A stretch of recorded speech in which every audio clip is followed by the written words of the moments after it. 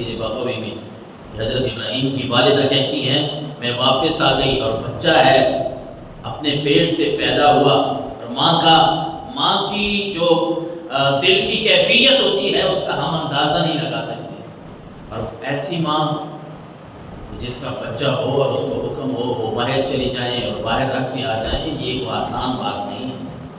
لیکن میں عرض کر رہا تھا کہ جن لوگوں کا شیوا، جن کی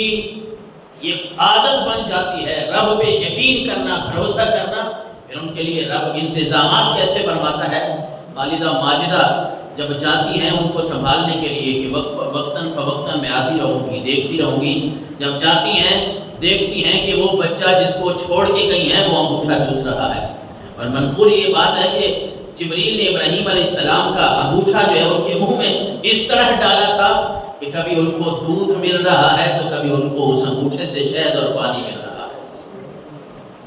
یہ رب کی قدرت ہے، اللہ تبارک و تعالیٰ کی طاقت ہے، اور یہ رب العالمین کی قدرت ہے۔ یہ بات بھی ملتی ہے کتابوں میں کہ جو بچوں کی پرورش ہے نا وہ یہ ہوتی ہے کہ بچہ دن گزارتا ہے، مہینے گزارتا ہے، سال گزارتا ہے، اور اس کے بعد 2 سال کے بعد وہ تھوڑا بہت کھڑا ہونا شروع ہوتا ہے۔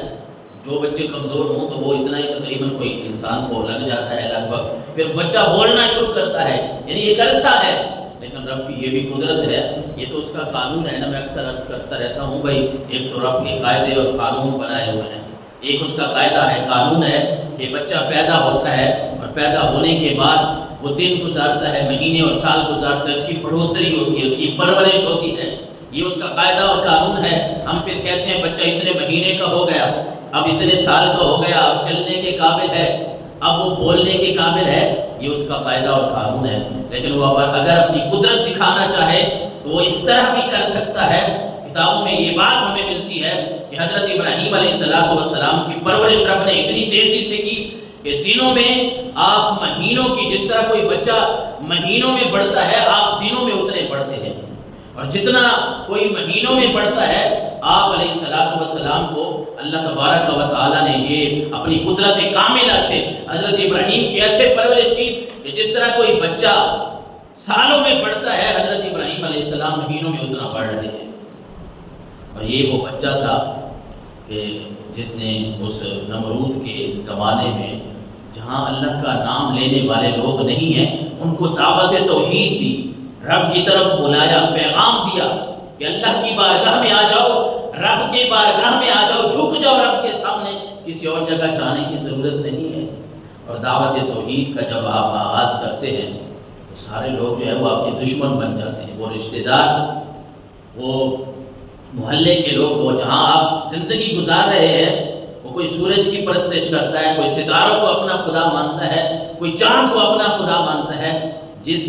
حضرت ابراہیم کی سنت ہم 10 ذوالحجہ کو ادا کرتے ہیں، ان کی دعوت توحید کا انداز دیکھیں، کیونکہ رب جسے چن لیتا ہے نا، رب جسے چن لیتا ہے دین کے کام کرنے کے لیے، پھر اللہ تبارک و تعالیٰ اس کو ہمت اور طاقت بھی عطا فرما دیتا ہے کہ جہاں سارے لوگ ایسے ہیں۔ رب العالمین نے فرمایا نا وَلَقَدْ آتَيْنَا إِبْرَاهِيمَ رُشْدَهُ مِن قَبْلُ وَكُنَّا بِهِ عَالِمِينَ، کہ ہم نے ابراہیم کو رشد و ہدایت عطا فرمائی۔ رب فرما رہا ہے ہم جانتے تھے، ہمارے پاس یہ علم تھا کہ اس آدمی میں، اس بچے میں اتنی کوالٹی ہے،